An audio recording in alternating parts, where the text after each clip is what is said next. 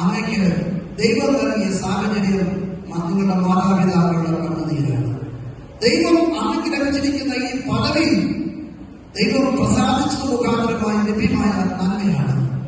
ദൈവമേൽപ്പിച്ച താലന്ത് മറച്ചുവെച്ച ദാസനെ പോലെയല്ല.